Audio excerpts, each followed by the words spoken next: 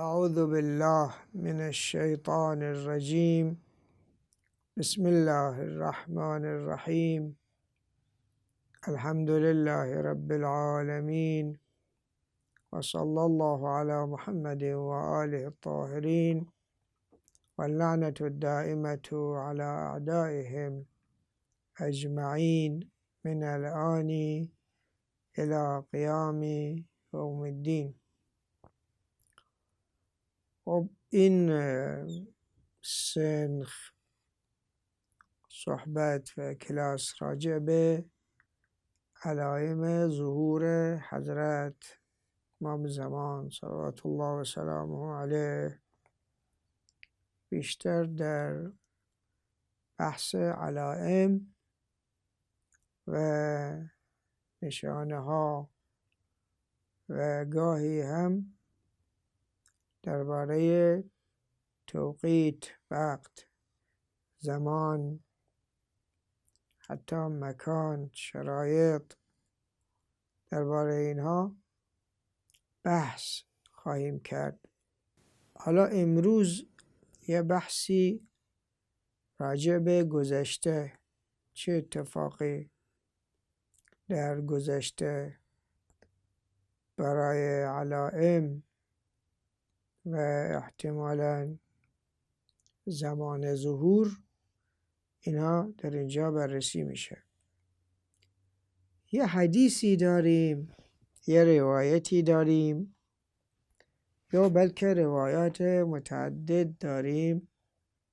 مفادش این است که اینا بهش میگن حدیث 70، روایت 70، یعنی روایت 70 سال یا دقیق تر سال 70. خب این در صدر اسلام، در زمان پیامبر و زمان ائمه، حالا در ائمه اوائل از حضرت امیر تا فرض کنید که تا زمان امام سجاد، البته بعد از امام سجاد هم این حدیث را ذکر کردن و به اون اشاره کردن. این حدیث مشهور معروف بین تمامی مسلمان هاست، اختصاص به شیعه هم نداره و اینجور تفسیر شده و شاید حقیقت هم همینه که رأس سال 70 هجری امام زمان ظاهر میشه. مردم این را شنیدن، اخذ کردن، تمسک کردن و انتظار میکشیدن که سال 70 هجری بیاد و بالاخره فرجی حاصل بشه و امام زمان ظاهر بشه. خب حالا این چیزی مربوط به گذشته، یه اتفاقی مبتنی بر یک پیشبینی، مبتنی بر خبر، یک خبر. خب پس این قضیه مشهور شده و البته مفاد اصلیش اینه، به این شکل مشهور شده که بله، اون بلایی که به مردم اصابت میکنه و مردم گرفتار اون هستند، حالا به خاطر غصب ولایت از حضرت امیر، غصب خلافت از حضرت امیر، بله، خب بلاهای متعدد مردم گرفتار شدن. وقتی حضرت امیر به امامت و خلافت انتخاب نشده و به وصیت پیامبر و سفارش پیامبر مسلمانان مرتد عمل نکردن، مرتب سر اونها بلا می اومد، مرتب سر مردم سختی، مشکلات، انواع بلا، انواع گرفتاری به خاطر به خاطر غصب خلافت، به خاطر انکار ولایت. پس اینا همیشه درگیر بودن، همیشه مشکلات داشتن، همیشه تحت فشار بودن مسلمانان و بالاخره خلافتی که غصب شد و اون گرگ‌های درنده و گرسنه طمع کردند. این طمع، این حالت در اونها به وجود آمده که حالا که صاحب اصلی اون خانه نشین کردن، دیگه همه به این فکر افتادن که جای او را بگیرن و عرض کردم این مشکلاتی، جنگ‌هایی، فشارهایی، سختی‌هایی، کشته شدن‌هایی است و بالاخره بلا از هر طرف روی سر مسلمانان مرتد میریخت.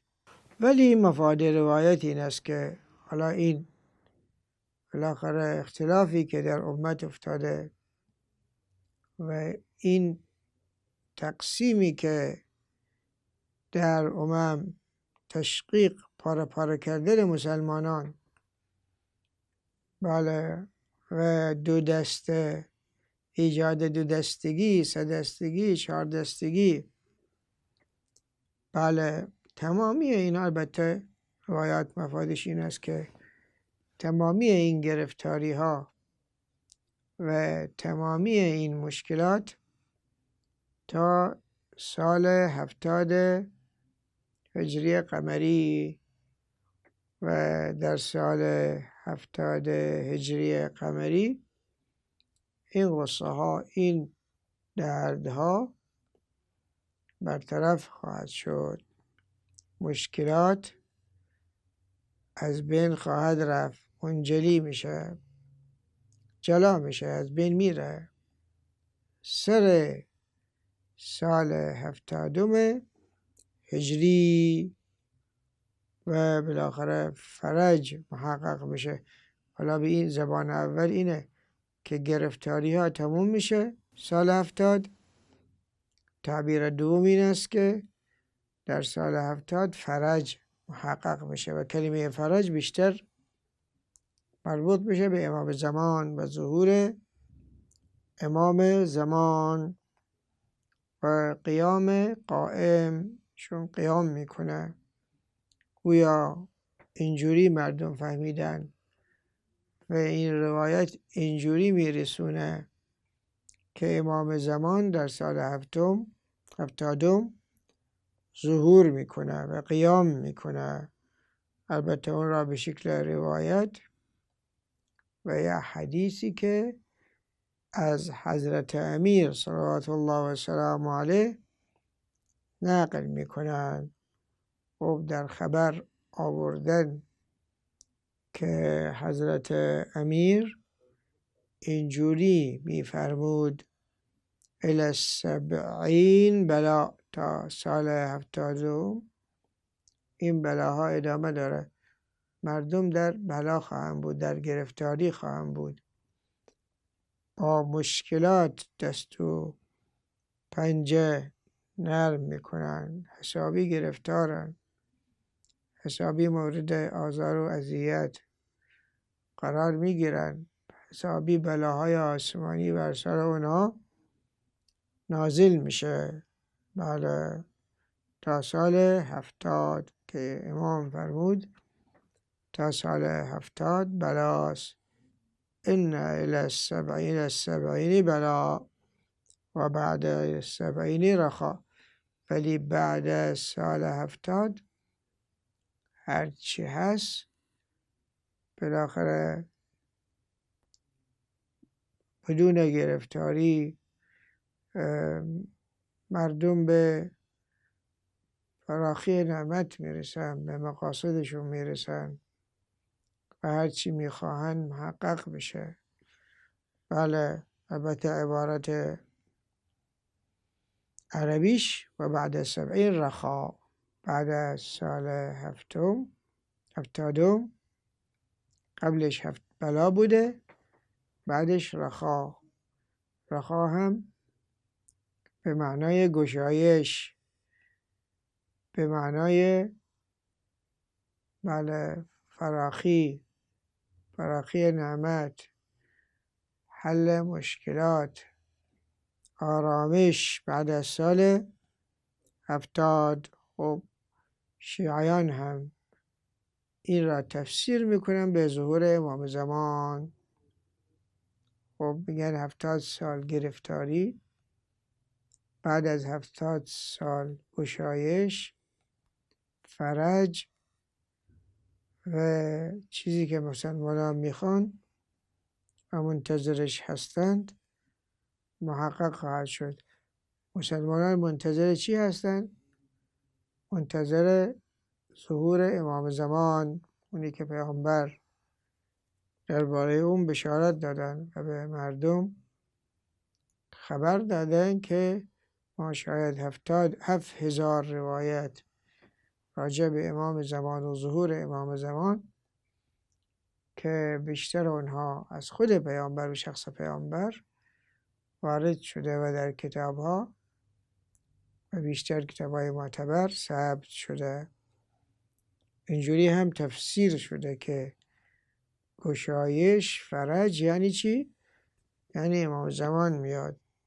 حالا اگر امروز کسی به شما بگه خب میدونی که دنیا الان خیلی گرفتاری داره، خیلی مصیبت داره، حالا جنگ هاست، ترورهای بیولوژیک، بیماری ها، سختی، گرسنگی، خب این دائما مردم رو گرفته. اگر کسی بیاد و بگه در سال 2023 تمام مشکلات حل میشه، یک گشایشی به وجود میاد و تمام مشکلات، غمها، غصه های مردم تمام میشه، پس هر کی این حرف را بشنوه اینجوری تفسیر میکنه که امام زمان میخواد ظاهر بشه و الا این زمین و این ظالمان یقینا دنیا را به قهقرا میبرن، به سمت خرابی، به سمت بدی، به سمت سختی و بلاس. برای گرگان دنیا چیزی از اونها بر نمیاد جز همون گرفتاری ها و جنگ ها و ظلم ها و فشار و دستی و بله. البته مؤید این روایت و تفسیر این روایت، روایتی که شیخ صدوق رضوان الله تعالی علیه از عالم نقل میکنه، عالم یعنی امام رضا است، عن العالم علیه السلام قال ان معنی قوله الی 70 بلا، معنای این حدیث که میفرمایند تا سال 70 بلاست، بله تا سال 70 الی 70 بلا، معناش این است که ان الله وقت للفرج سنة 70. معناش اینه خداوند تبارک و تعالی این سال 70 سال فرج قرار داده و کلمه فرج بیشتر به معنای فرج امام زمان. سال 70 سال فرج است. بله، و باز هم روایت میشه نقل میشه از یه شخصی به نام عبدالله ابن عمرو انه کان یزعم، اون ادعا میکرد، خبر میداد که ان الساعه تقوم علی رأس 70، ساعت در سال 70 هجری محقق بشه. و ما در ابتدای بحث‌های علائم ظهور خوندیم که ساعت یعنی ساعت امام زمان، موعد اونها ساعت است. تأتیهم بغتة، ناگهان، به شکل ناگهان محقق بشه. بله، این ساعت به این شکل. بله، حالا این شخص به نام عبدالله بن عمرو ادعا میکرد که ساعت فرج رأس سال 70 است. بله، تقوم علی رأس 70، قیام امام زمان.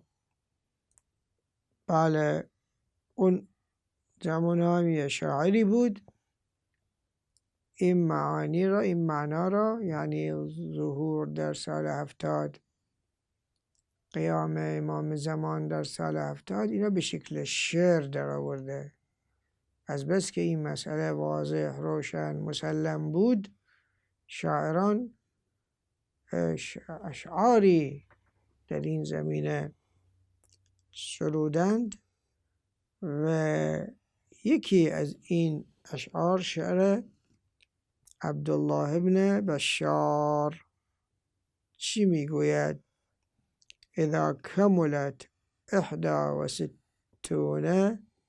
حجة، هر وقت 61 سال بگذره و تمام بشه، 61 سال، البته 61 سال شهادت امام حسین، الى التسع من بعدهن ضرائح، 61 تا 9 سال بعد از اون کشت و کشتار و حرم و بارگاه و ضرائح جمع ذریح، ضرائح.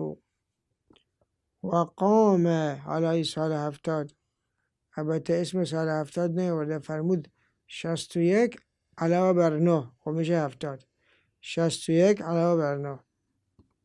و قام بنو لیث بنصر ابن احمد، خب اون شیرمردان، فرزندای شیران، آدمای شجاع، آدمای نترس، آدمای معتقد، آدمای مؤمن، اینها قیام خواهند کرد برای یاری فرزند پیامبر ابن احمدین، یهزون اطراف القنا و الصفائح، اینا شمشیرها را تکان میدن، این ور اون ور میبرن، بله، میتابونن.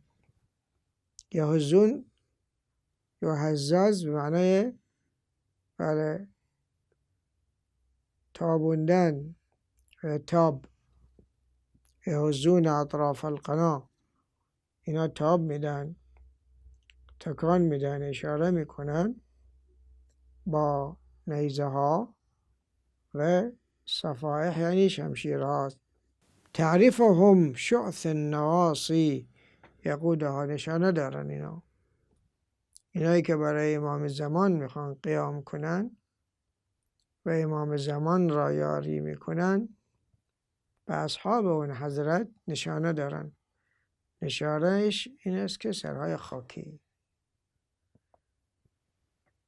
پیشانی های پر از خاک. و بالای خاک یا از بادهایی که امروزه داره در عراق میاد، یا اینکه از بس که این سرها را روی خاک میذارن در مقابل خدا، سرها روی خاک میذارن پیشانی ها روی خاک میذارن، سجده میرن و همین جهت این پیشانی ها همه خاکیه. حالا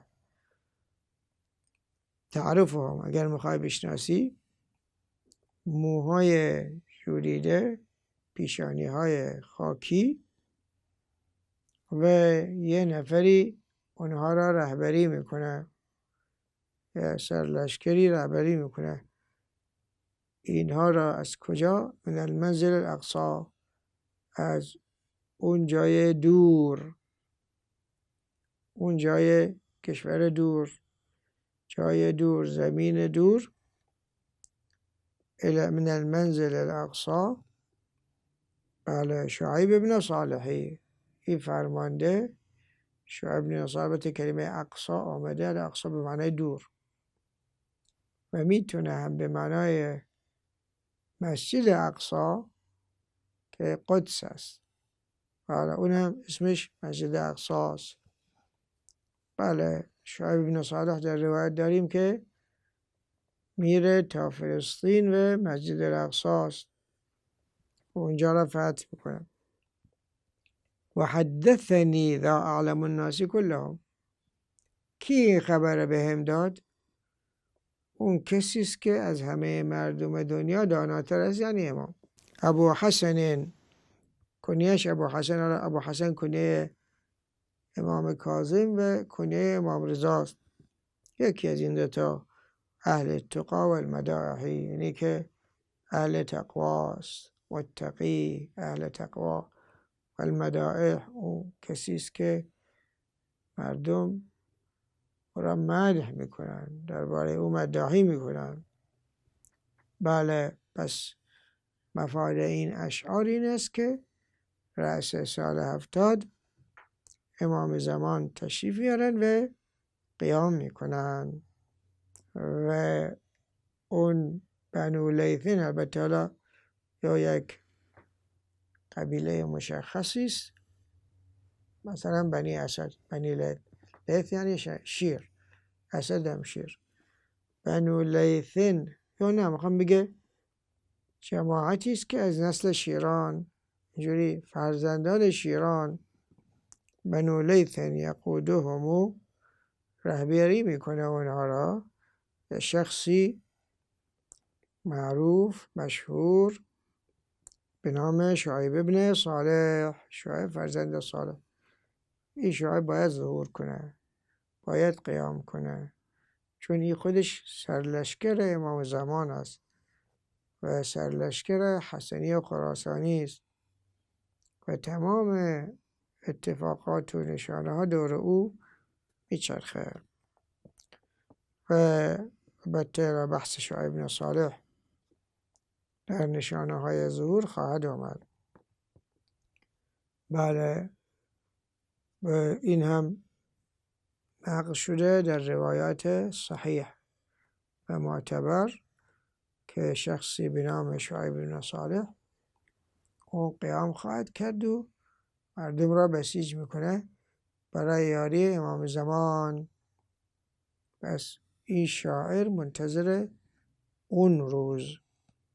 بله، البته روایاتش روایات متعدد، شاید هم به حد تواتر برسه و از نظر سند هم بیشتر اونا معتبره و صحیح است. بله، این روایات از امام باقر و امام صادق نقل شده. خب 70 سال گذشت از هجرت پیامبر، سال 70 آمد ولی فرجی، گشایشی محقق نشده. همون بلاها، همون جنگ ها، همون درگیری ها، همون ظلم ها، همین کشتار ها همه باقی ماند و فرجی محقق نشده. خب 70 سال شده ولی فرجی محقق نشده، بلکه در این 70 سال خیلی مشکلات به وجود آمده. یکی از این مشکلات که امام حسین شهید شده، یکی از این مشکلات این است که معاویه بر مسلمانان مسلط شده. یکی از این مشکلات اباحه مدینه یزید انجام داده، مدینه را مستباح کرده، به لشکر اجازه داده هر کاری میخوان، مدینه مال خودشونه، برای اونها مباح، هر کاری میخوان انجام بدن برای اونها مباحه، مانعی نداره. که در روایت داریم که در اون واقعه و در اون جنگ اختلط دماء الفروجی به دماء اصحاب السروج، خون پرده بکارت خانم‌های اهل مدینه با خون جنگجویان با هم مخلوط شده. این نشانه از شدت بلا و شدت سختی و شدت تجاوز این یزید و یارانش، که مسلمان ها اگر منافقین برای امام حسین اشک نریختند، به یزید دشنام ندادن، ولی برای این کار چون به خودشون برگشته، برای این کار شدیداً با یزید دشمن شدن و شایع کردند و تبلیغ کردن یزید کافره، که منافقه.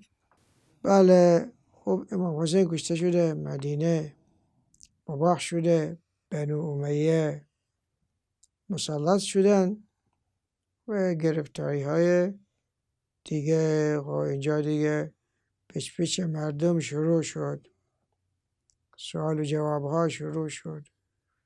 چی شد؟ قرار بود سال 70 فرجی بشه، حالا فرجی نشده هیچ، بلکه بدترم شده، سخترم شده. بالاخره این سوال ها و این گله ها و این همدردی ها، اینها شروع شد و شایع شد و پررنگ شده. بله خب مردم میپرسن چی شد؟ سال 70 شده ما فرجی نشد، بدتر شده، چی شد؟ خب البته حالا این امر طبیعی، مردم حق دارن سوال کنن، چون ذهنهای اونها اشباع شده که فرج در سال 70 محقق میشه، ولی درست برعکس شده. در یک روایت معتبر شیخ توسی اون را نقل میکنه، بله، عن ابی حمزه الثمالی، سند روایت معتبره، روایت هم از ابی حمزه، از یاران امام سجاد، ابی حمزه الثمالی. قال قلت لابی جعفر، البته تا زمان امام باقرم بوده، ایشون میفرماید که من به امام باقر عرض کردم ان علیاً کان یقول الی 70 بلا، حضرت امیر میفرمود که تا سال 70 بلاست، گرفتاری، و کان یقول بعد البلاء رخا، ولی بعد از این سختی های 70 ساله گشایشی میشه، بله مشکلات حل میشه، مردم در رفاه خواهند بود. و قد مضت 70 سال گذشت ولم نرى رخاء، ما هیچ گشایشی ندیدیم، هیچ فرجی ندیدیم، همون گرفتاری ها، همون بلاها، بلکه سخت‌تر هم هست. بله خب این سوالی است که بالاخره از هر کی میخوام بپرسن، او آقا در مورد احراج، بله جوابش سخته. میمونه از هر کی بپرسن، میمونه که چی جواب بده. به همین جهت وقتی از همین شخص عبدالله ابن عمرو که این روایت را نقل کرده، روایت 70 را، و به او گفتند شما که ادعا میکردی، میگفتی که ساعت در رأس سال 70 محقق بشه. قال انهم یکذبون علیه. خب همچی چیزی هست، مردم نقل میکنن ولی اونا به من دروغ میبندن. یکذبون علیه لیس هکذا، من اینجوری نگفتم. اینا خودشون توجیه کردن، تأویل کردن. ولکن قلتو، چی را گفتم؟ این را گفتم لا یکون السبعین، سال 70 نخواهد آمد الا ما کان عندها من شرایع، مگر اینکه در اون دوره، در اون زمان سختی های فراوانی خواهد بود. بله، و امور عظام، و اتفاقات بسیار سنگین و بسیار بد خواهد افتاد. البته حالا تا چه حد این جواب ای آقا درست هست، چون صحبت از یه نفر نیست، عده زیادی، چون خودش گفته. بله، خودش گفته که دروغ میگویند، به صیغه جمع دروغ میگویند، بر من دروغ میبندند. پس یه نفر و دو نفر نیست، جمعه، یه عده‌ای این را از این آقا نقل میکنن. بله، و این چیزی که نقل میکنن درست از آب در نیومد و درست نیست. به همین جهت این آقا به درواسی گیر کرد و سببش بشه که اونی که گفته و مردم شهادت دادن منکر بشه. بله، ولی ما گفتیم که نه، اون آقا این مطلب رو فرموده گفته و چون عده زیادی از اون نقل میکنن، کلامش رو نقل میکنن، بیش از یک نفر و دو نفر و سه نفر، بلکه عده زیادی است که ما گمان نمی کنیم که همه اونا دروغ بگن. به آقا هیچی نگفته و به او دروغ میبندن، متهم میکنن. بعید به نظر میرسه. اگر یه نفر بود، خب یه نفر میگوید، حالا ممکنه یه خوابی دیده، بالاخره اشتباهی کرده، اشتباهی شنیده، امکان داره. ولی وقتی فرماید عده‌ای، جمع حداقل ستا عده‌ای را از من نقل کردن ولی اینها بر من دروغ میبندن. بله، یه قرینه است برای که اینا یه عده‌ای بودن، یه نفر نبود. و اگر این آقا یه چیزایی گفت که من اینجوری نگفتم، این صرفا برای اینکه فرار کنه، یه راه فراری پیدا کنه که مردم خیلی به اون نتوپن. چی گفتی؟ از کجا آوردی؟ چرا دروغ گفتی؟ اون میگه که نه، من همچی چیزی، خودش خلاص میکنه، من همچی چیزی نگفتم، رو درواسی قرار نگیره. بله، البته همین سوالی که از این آقا شده، از ائمه هم این سوال هم شده، مطرح شده و از ائمه سوال کردن مسلمانان که چی شد؟ سال 70 شده اما فرجی گشایشی نشده. به خصوص امام باقر و امام صادق صلوات الله و سلامه از مردم می آمدن، از این دو امام سوال می کردن. بله، بالاخره یه ضربه‌ای خوردن، یه تکانی خوردن. چی شد؟ چیزی که ما برای او آماده کردیم نشد، مگر چی شده؟ بله، هم امام باقر، هم امام صادق و هم امام کاظم، اینا مورد سوال و جواب قرار دادن. همون گونه که در روایتی که شیخ طوسی نقل میکنه آمده بله، و البته روایت قبلا خوندیم. البته همین روایت هم شیخ کلینی با یه سند معتبر از ابی حمزه نقل شده. یسأل فیها امام الباقر، از امام باقر سوال شده عن ذلک، درباره حدیث و روایت 70. فقال یا ثابت، امام فرمود که ای ثابت بن دینار، ابو حمزه سومالی، یا ثابت، ان الله تبارک و تعالی قد كان وقت هذا الامر في 70. خداوند تبارک و تعالی فرج امام و قیام امام و فرج مردم در سال 70 قرار داده. وقت معین کرده، خدا وقت معین کرده برای این اتفاق. بله، فلما ان قتل، خدا همچی چیزی میخواست، همچی اتفاقی که امام زمان ظاهر بشه خدایی را میخواست.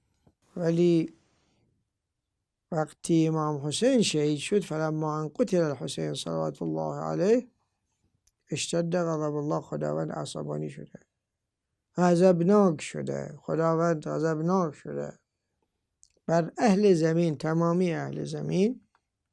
فاخره الی 40 و مائه، فرج را به تأخیر انداخت تا کی؟ تا سال 140 میلادی. 70 نه، یعنی 2 برابر 70، 140 میلادی. بله، و فحدثناکم، ما هم به شما گفتیم که فرج در سال 70 نخواهد بود به خاطر شهادت امام حسین، ولی در سال 140 حتما خواهد بود. ما به شما خبر دادیم، ولی مشکل اینجاست که شما رفتید جار زدید، این قضیه رو برملا کردید و به همه گفتید که امام زمان سال 140 خواهد آمد. و اذعتم الحدیث، اذاعه یعنی چطور میگن صدا و سیما، شما این را پخش کردید.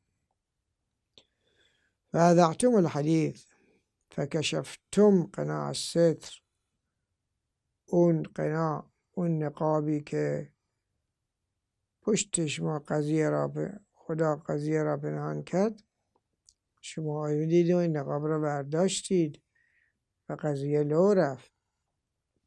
ولم یجعل الله له بعد ذلك وقتا، بعد از 140 خداوند وقتی برای ظهور امام، زمانی برای ظهور امام زمان تعیین نفرمودن، وقت مشخصی قرار ندادن. و یمحو الله ما یشاء و عنده ام الکتاب. این مسئله بدا که ما شیعیان اون را قبول داریم، ایمان داریم که خداوند ممکنه نظرش عوض کنه.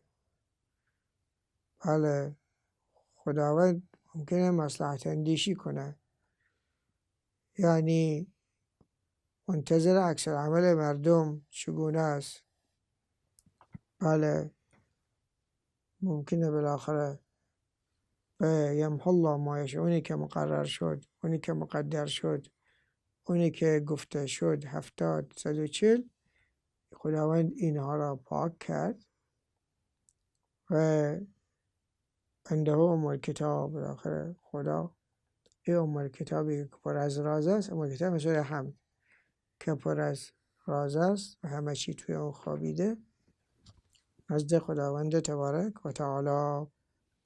قال ابو حمزه، اینجاست که ابو حمزه میگوید و قلت ذلك لابی عبدالله، من همین مسئله را به امام صادق مطرح کردم.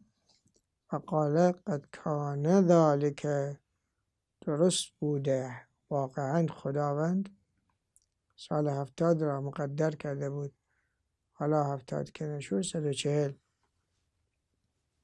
و تقدمت رابطه روایتی که از امام رضا نقل میشه در آخر همون روایت آمده فلما قتل الحسین، زمانی که امام حسین شهید شد، غضب الله علی اهل ذلک الزمان، خداوند بر اهل اون زمان غضبناک شد و اخره الی حین، را تا مدتی، تا پاسی به تأخیر انداخت. بله، البته ما چون اعتقاد به بعد داریم و خدا همیشه مختاره و اختیار داره و میتونه همه چی تغییر بده، هر زمانی، هر بالاخره رخ دادی میتونه نظرش عوض کنه و تغییر بده. بالاخره خدا مختاره، خدا مجبور که نیست. هیچ وقت اختیار خداوند و انتخاب او هیچ وقت سلب نمیشه. نمیتونم بگم که حالا سال 70 شد که دیگه خدا حق اختیار و انتخاب نداره. نه، هر چی هم اتفاق بیفته خدا اون حق را داره و هر چی نوشته بود پاک میکنه و چیز دیگری تقدیر کنه. بله، خیلی خوب. حالا خودشون میفرمایند یمحو الله ما یشاء، خداوند هر چی میخواد پاک کنه و یثبتو، چیزهایی هم تثبیت میکنه و عنده ام الکتاب. این سوره حمد ام الکتاب است، نزد خداوند است که همه اسرار در اون سوره قرار دادن. یا در آیه دیگه خداوند میفرماید و وعدنا موسی 30 لیلة، ما به حضرت موسی وعده دادیم بیاد تورات را تحویل بگیره و مدت اومدنش و تحویل گرفتنش 30 روز طول میکشه. ما وعده دادیم به حضرت موسی، قرار بستیم که 30 روز است و اتممناها به 10، ولی نظرمون عوض شد.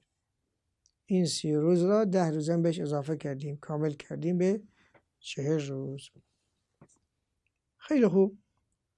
بعد از آنی که ما هم میدانیم فهمیدیم که خداوند تبارک و تعالی امورات این دنیا اتفاقی علکی صدفه در کار نیست و همه چی با اسباب خودش، با علل خودش محقق میشه. پس شاید این روایات 70 به معنای وجود مقتضی موجود، اقتضا برای ظهور امام زمان وجود داره. بله، ولی میمانه، چون چیزی که میخواد محقق بشه یکی باید مقتضی فراهم بشه، یکی هم شرایطی داره باید محقق بشه، یکی هم موانع برطرف بشه. ولی حالا که امام حسین شهید شد، در حقیقت شرایط ظهور محقق نشده. بله، و ممکنه مانع همین شهادت امام حسین مانع از تحقق فرج در سال 70 و نهایتش میگه مقتضی محقق شده، منتها موانع، شروط و شرایط اجازه نداده. بله،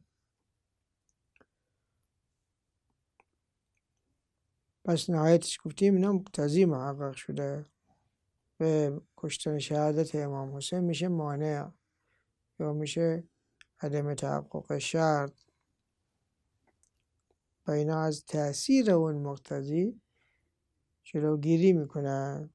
حالا اگر میخواییم به زبان امروزی بگیم، میگیم که امام زمان هدیه آسمان به اهل زمین، یعنی هدیه خداوند است، یه هدیه است و بله، یه هدیه است و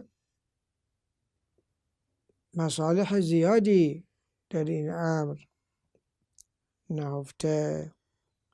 بله، و این هدیه آسمانی با ارزش و به راحتی محقق نمیشه و شرط داره.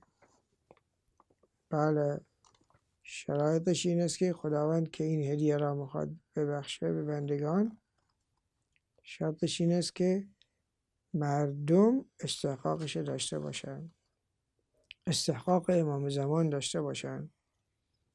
بله، پس بنابراین باید خود مردم ثابت کنن که اهل هستن، اهلیت دارن، آمادگی دارن و نیت خالص مخلص دارن. این را باید ثابت کنن تا این امر محقق بشه. ولی با شهادت امام حسین صلوات الله و سلام علیه او اهلیت را از دست دادن، بلکه اهلیت محرومیت پیدا کردن. بله، بالاخره همه منتظران این چیزی که تو گوششون باشه، امام زمان بالاترین هدیه خداوند است و بعد از پیامبر اکرم اون یه هدیه بود، این هم یه هدیه گرانبهاترین هدیه خداوند بعد از پیامبر. بله، و هیچ وقت اینا استحقاقش نخواهند داشت. بشر کج معوج گناهکار پر از تقصیر، این هیچ وقت استحقاق امام زمان و اهلیت برای استقبال امام زمان پیدا نخواهد کرد. ولی خداوند از اون طرف وعده داده.